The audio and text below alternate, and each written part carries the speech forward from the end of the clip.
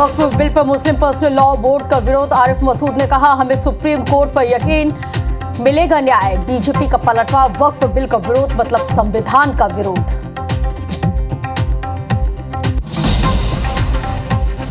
मध्य प्रदेश के दौरे पर केंद्रीय मंत्री नितिन गडकरी। धार में 3000 करोड़ के विकास कार्यों की दी सौगात। उज्जैन में किए बाबा महाकाल के दर्शन। सिंगरौली में मुआवजे के लिए मकानों का निर्माण। जांच में 3362 मकान पाए गए अवैध। सरकार देगी 355 करोड़ रुपए का मुआवजा। फर्जी डॉक्टर मामले में बड़ा खुलासा। नरेंद्र जॉन के एमडी के साथ ही 15 से ज्यादा सर्टिफिकेट पाए गए हैं फर्जी। 22 मीडिया संस्थानों को भी भेजा था फर्जी नोटिस। मध्य प्रदेश में रफ्तार का कहर। अलग अलग हादसों में 6 की गई जान, 17 लोग घायल। जबलपुर में पुल से गिरी कार। धार में खेत में घुसी बस।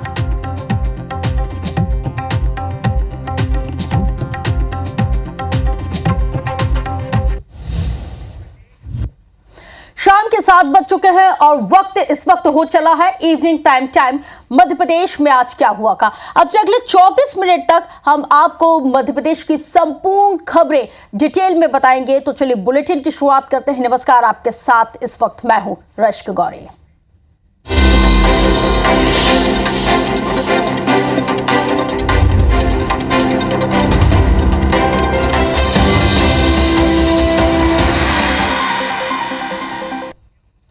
बुलेटिन की शुरुआत करेंगे उस खबर से जिसके पूरे देश में अभी इस वक्त चर्चा हो रही।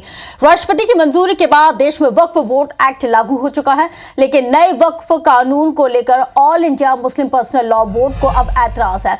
बोर्ड का तो यह भी मानना है कि अल्पसंख्यकों के साथ जोर जबरदस्ती की जा रही है, उनकी संपत्तियों को हड़पने की साजिश रची जा रही है। पूरे देश में वक्फ के खिलाफ अब अल्पसंख्यक वर्ग का एक बहुत बड़ा धड़ा इसे अपने साथ धोखा मानने लगा है, जबकि अल्पसंख्यक वर्ग का ही दूसरा धड़ा इस कानून के समर्थन में है। भोपाल में मुस्लिम पर्सनल लॉ बोर्ड के प्रदर्शन में उलेमा बोर्ड के अलावा तमाम धर्म गुरुओं ने भी नए एक्ट की जमकर खिलाफत की है और इसके साथ ही विरोध प्रदर्शन भी किया है। कांग्रेस विधायक और all India Muslim personal law board के मेंबर आरिफ मसूद कहते हैं कि वक्फ एक्ट की खिलाफत लगातार जारी रहेगी। न सिर्फ मसूद बल्कि कांग्रेस भी all India Muslim personal law board के साथ खड़ी दिख रही है।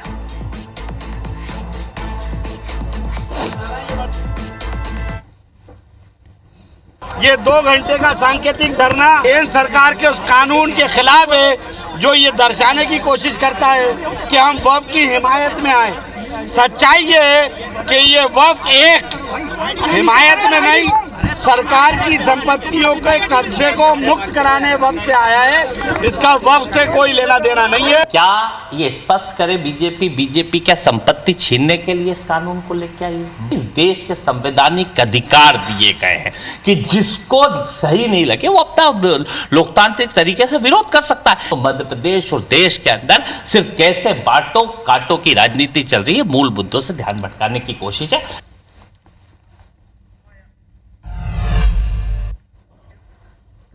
तो देखिए, दूसरी तरफ दिल्ली में बीजेपी ने वर्कशॉप का आयोजन करने जा रही है और जिसमें वो बीजेपी मुसलमानों को यह समझाएगी कि वक्फ कानून के फायदे आखिर क्या हैं। अभियान के लिए बाकायदा 4 सदस्यीय समिति का गठन भी किया गया। इधर मध्य प्रदेश में प्रदर्शन भी हो रहा है तो बीजेपी नेता, बोर्ड के सदस्य और कांग्रेस विधायक आरिफ मसूद की घेराबंदी लगातार कर रहे हैं।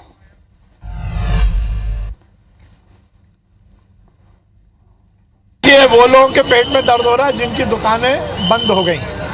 वक्फ कानून का आम मुसलमान को नुकसान नहीं हुआ, परंतु जिन्होंने वक्फ की जमीन पर उसकी संपत्ति पर बेजा कब्जा किया था उनके हित पर तो कुठाराघात हुआ ही है। तो वो लोग नेतागिरी कर रहे हैं, पर मुझे लगता है कि इस तरह कौम को परेशान करने की ऐसे नेताओं को जरूरत नहीं करनी चाहिए। इनकी जमीन छिनेगी, ये जिनका किराएदारी खा रहे थे, जिनके इन पे दुकान और खुद की दुकानें और शोरूम चल रहे थे, वो 2 जमीनें जब उनसे खाली करा ली जाएंगी तो अब इनको प्रदर्शन के अतिरिक्त कुछ है नहीं है। लेकिन आरिफ मसूद को कान खोलकर सुन लेना चाहिए कि बाबा साहब अम्बेडकर का संविधान है और भारत की लोकसभा जिस विधेयक को पास कर दे, भारत की राज्यसभा जिस विधेयक को पास कर दे, भारत की महामहिम राष्ट्रपति जिस पर दस्तखत कर दे, उसके खिलाफ छाती पीटना और उसके खिलाफ प्रदर्शन करना या मुसलमानों को भड़काना ये गैर कानूनी होगा। 8:30 बजे देखिए राहुल सौमित्र के साथ face to face Madhya Pradesh में इसी विषय पर खास डिबेट शो। इसके साथ ही आपको यह भी बता दें कि सिंगरौली जिले में बंधाकोल ब्लॉक के लिए जमीन अधिग्रहण और मुआवजा वितरण को लेकर अब बातचीत पूरी हो गई है और इस दौरान एक बड़ा खेल भी सामने आया है। दरअसल लोगों ने ज्यादा मुआवजे के लालच में खाली जमीन को कागज में रिहायशी बताने के लिए मकान खड़े कर दिए। कलेक्टर ने यह भी बताया है कि बंधा की जमीन में लोगों ने अनुचित तरीके से लाभ लेने के लिए अवैध तौर पर मकानों का निर्माण कर दिया, जिसका विधिवत परीक्षण कराने पर 3,362 मकान अवैध जबकि 816 मकान वैध पाए गए हैं। कलेक्टर ने जानकारी देते हुए जांच में यह भी पाया है कि उत्तर प्रदेश, बिहार, बंगाल, राजस्थान के निवासियों ने मुआवजे का फायदा लेने के लिए 1 से 2 डेसिमल जमीनें खरीदी और उनमें मकान बना दिए।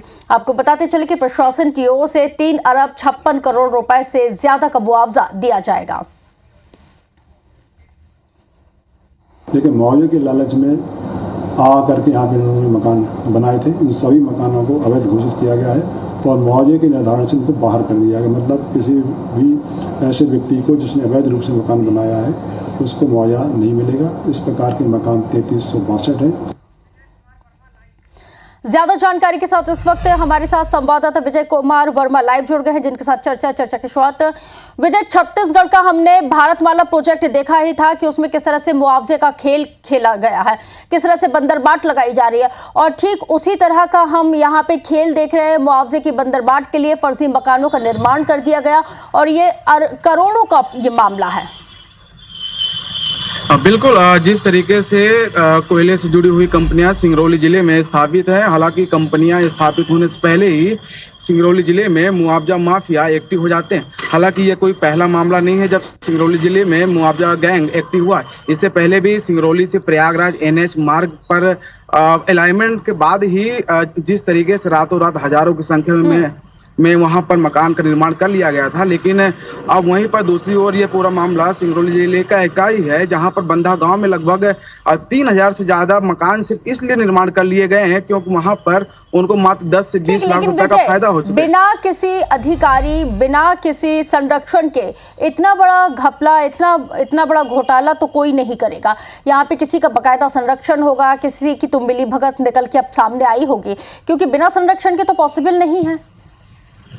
बिल्कुल, जिस तरीके से सिंगरौली जिले के अलावा मध्य प्रदेश, छत्तीसगढ़, बिहार एवं यहाँ पर जो लोग विदेशों में रहते हैं उनके भी घर हैं। हालांकि घर जिस वक्त निर्माण हो रहा था वहाँ पर वहाँ के सरपंच सहित तहसीलदार, पटवारियों को भी इसकी खबर दी, लेकिन कोई ने भी इस पूरे गैंग को रोकने का काम अब तक नहीं किया है। लिहाजा पटवारी के आसपास लोग जो वहां पर ग्रामीण है अब यहाँ पर एक्टिव हो चुके हैं और उनका साफ पर उनका कहना है कि जो लोग उचित लोग हैं, एक्टिव तो जाहिर सी बातें होंगी क्योंकि 355 करोड़ का ये पूरा मामला बताया जाता है, जिसमें ऊपर से लेके नीचे तक हर किसी की संलिप्तता यहाँ पे निकल के सामने आ रही है। हालांकि अब ये एक बहुत बड़ा जांच का विषय है, जांच के बाद ही पता चल पाएगा कि किन किन लोगों की संलिप्तता इस पूरे है।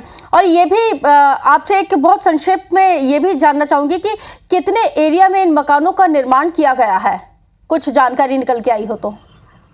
और लगभग यहाँ पर जो ये 3000 से 3200 मकान का निर्माण किया गया था, लगभग 150 एकड़ में इन सभी ग्रामीणों ने यहाँ पर मकान का निर्माण किया है। हालांकि अब वहाँ पर जिला प्रशासन एक्टिव हो गया है और उनका साफ तौर पर कहना है कि जो लोग उचित हैं या फिर जो लोग स्थानीय लोग हैं उन्हीं को ही सिर्फ और सिर्फ मुआवजा दिया जाएगा। चलिए आप नजर बनाए रखिएगा, अपडेट आपसे आगे भी लेंगे। बहरहाल जानकारी साझा करने के लिए आपका बहुत शुक्रिया। तो चलिए इसी बीच आगे बढ़ेंगे और बात करेंगे मध्य प्रदेश को केंद्रीय मंत्री नितिन गडकरी और मुख्यमंत्री मोहन यादव ने सड़कों की एक बहुत नायाब सौगात दी है। धार के बदनावर में कार्यक्रम का आयोजन किया गया और जहां पर 2330 करोड़ की सड़कों का भूमि पूजन और 3502 करोड़ रुपए की लागत से बनी नवनिर्मित 4 लेन सड़क का लोकार्पण किया गया। इसके बाद केंद्रीय मंत्री नितिन गडकरी के महाकाल मंदिर में भी वो पहुंचे, जहां पर केंद्रीय मंत्री नितिन गडकरी ने महाकालेश्वर मंदिर के गर्भगृह से बाबा महाकाल के दर्शन करते हुए उनका आशीर्वाद लिया है। इसके साथ ही मंत्री कैलाश विजयवर्गीय और राकेश सिंह उनके साथ मौजूद रहे।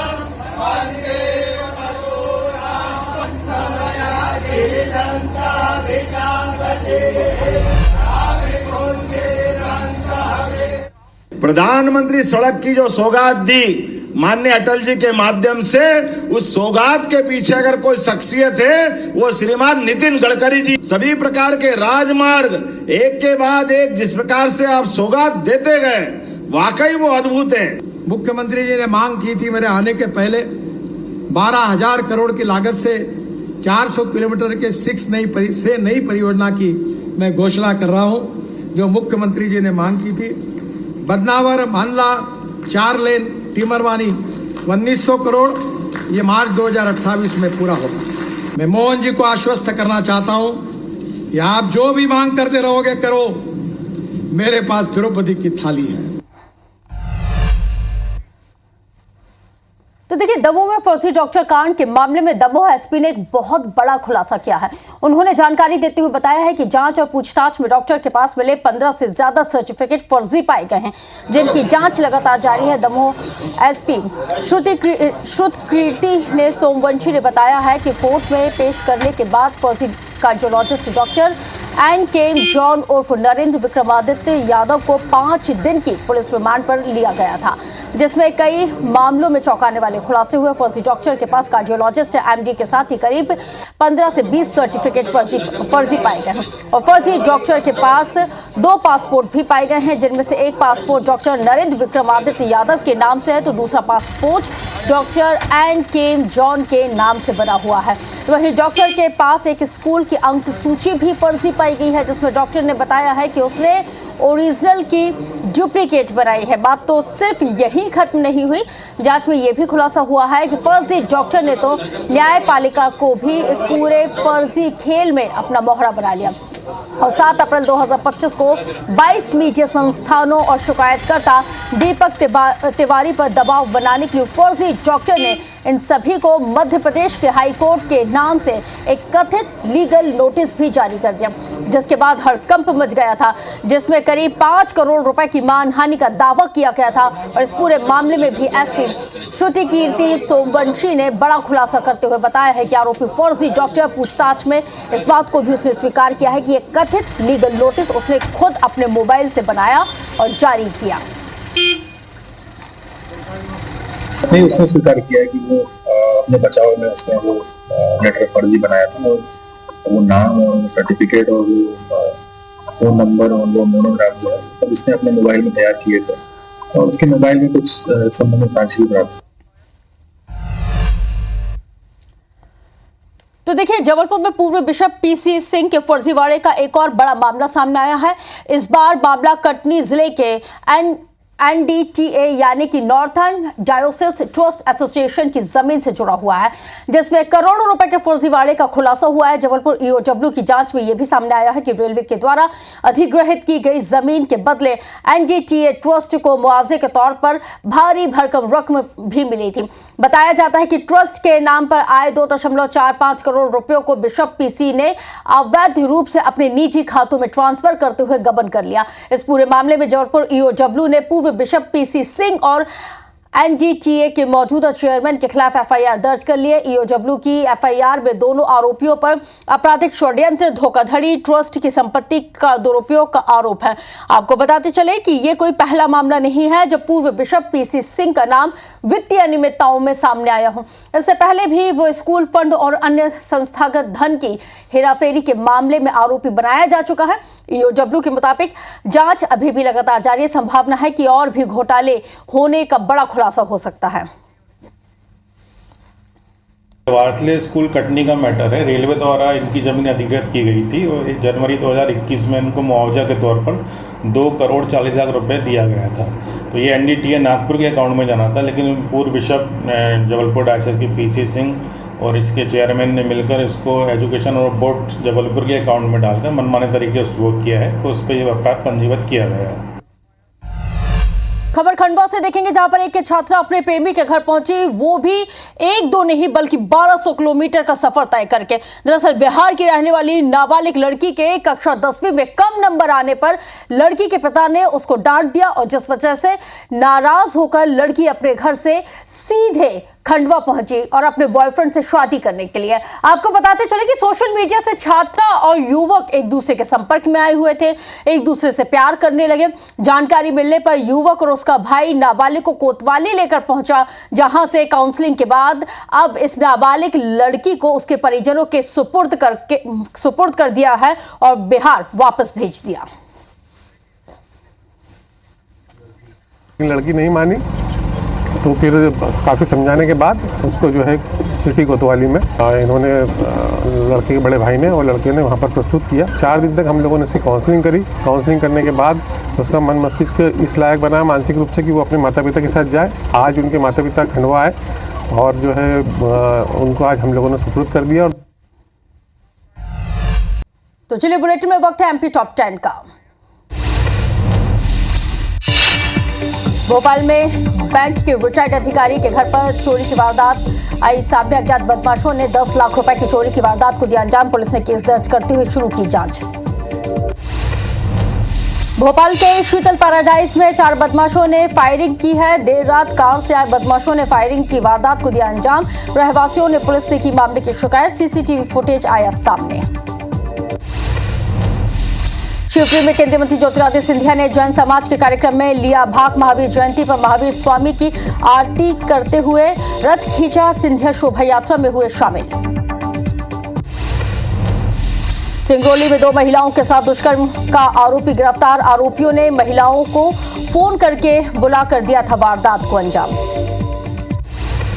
मुरैना में छात्र के गुटों में फायरिंग का मामला आया सामने। छात्र की मौत के बाद आक्रोशित परिजनों ने किया चक्का जाम।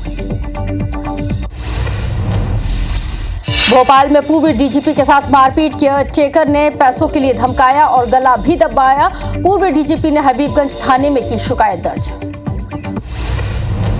इंदौर में चिड़ियाघर में 4 मोर की मौत। वन विभाग ने की मौत की पुष्टि। हीट स्ट्रोक से मौत होने का जिक्र आया सामने। रायसेन में 2 परिवारों के बीच हुआ विवाद। एक ने दूसरे परिवार के सामने चलाई तलवार। घटना का वीडियो सोशल मीडिया पर वायरल। मुरैना में जनपद पंचायत इंस्पेक्टर ने पेश की मिसाल। व्यापारी को वापस किए 1,70,000 रुपए। पंचायत इंस्पेक्टर को सड़क पर पड़ा मिला था बैग।